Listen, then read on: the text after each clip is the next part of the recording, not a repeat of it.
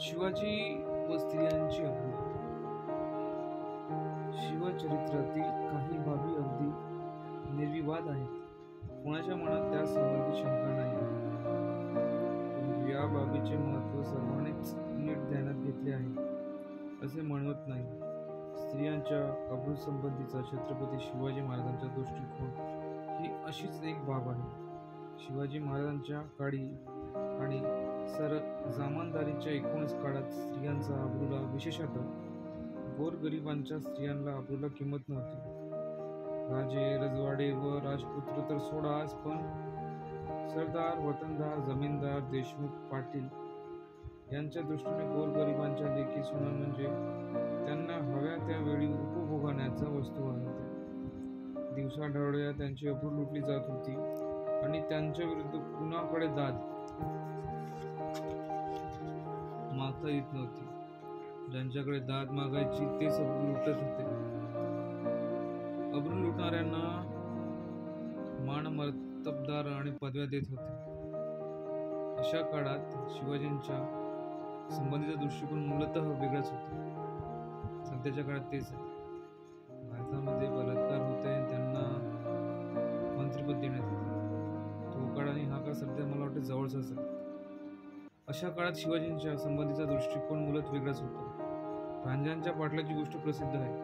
गावाचा वतनदार पाटलांनी गरीब शेतकऱ्याच्या तरणाताट्या पोरीला दिवसाढळ्या सर्वांसमक्ष उचलून नेली आणि भोगली.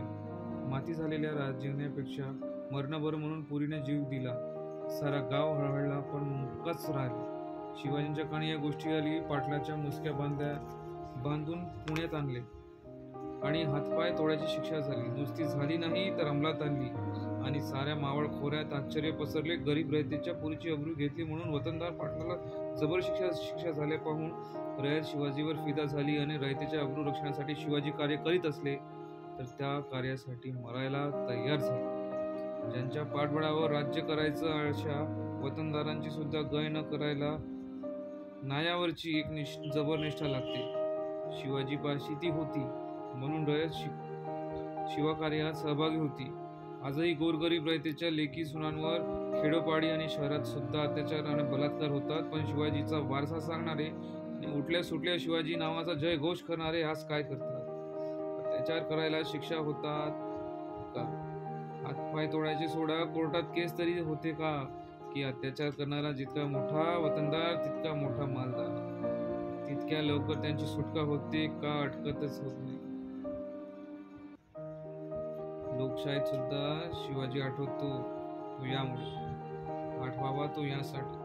स्वतःच्या नातेवाईकांच्या आणि अधिकाऱ्यांच्या पापाला पांघरून घालून पुन्हा वर कुणी शिवाजीचं नाव घ्यायला लागलं तर त्याचं शिवाजीचं आठवण करून त्याला जा विचारायला पाहिजे. शिवाजी आठवावा तो त्या यासाठी. अंजाच्या पाटलाची हकीकत हा अपवाद नाही. अशा इतरही कथा आहेत. 1678 साली सकुजी गायकवाड नावाच्या सेनापतीने बेळवाडीच्या किल्ल्याला वेढा दिला. या किल्ल्याची किल्लेदार एक स्त्री होती. तिचे नाव सावित्रीबाई देसाई. या बहादर स्त्रीने 27 दिवस किल्ला लढविला, पण सकुजीने शेवटी किल्ला जिंकला आणि विजयाच्या उन्मादात सूड भावनेने सावित्रीबाईवर बलात्कार केला. ही बातमी ऐकून शिवाजी संतापले. त्यांनी सकुजी गायकवाडांचे डोळे काढावयास लावले. त्यास जन्मभर तुरुंगात डांबले. आपल्या विजयी सेनापतीने शत्रू असलेल्या स्त्रीवर बलात्कार केला म्हणून गय केली नाही, कारण शिवाजींची भूमिका होती स्त्रियांची इज्जत कायम राहिली पाहिजे, मग ती कुणीही असो. कल्याणच्या सुभेदाराची सून दरबारात हजर केल्यानंतर तिच्या संदर्भात उद्गार न काढता, गैरव्यवहार न करता तिची चोळी बांगडी करून पाठवण्याची कथा तर अनेक गावाच्या विषयी झाली आहे. मुसलमान शत्रूची तरणी आणि देखणी सून पाहून आईची आठवण व्हावी आणि आपल्यालाही आई इतकी सुंदर असती तर काय झाले असते, हा उद्गार निघावा. या बाबतीत मला नाही वाटत की शिवाजी महाराजांनी असं काही आपल्या आईला म्हटलं की सुंदर असली, अशीच आई आमची सुंदर असली. हा विषय खूपदा शिकवतात आपल्याला मध्ये की शिवाजी महाराजांनी हा उद्गार काढला असेल, पण याच्याबद्दल एक क्वेश्चन मार्क आहे. शिवाजी महाराज दुसऱ्या स्त्रीबद्दल आदर असताना आपल्या आईला या भाषेत बोलणार नाही की माझी आई पण सुंदर असती, तर त्यांना ती आई, प्रत्येक आई आपली आईसारखीच आहे. निरोगी दृष्टिकोन असावा लागतो. आजच्या भाडभुंजा तथाकथित शिवभक्त वतनदार समोर रणराजासमोर अशी कोणी सुंदर स्त्री असली तर त्यांनी काय उद्गार काढले असते तर काय केले असते याची कल्पना करून पहा.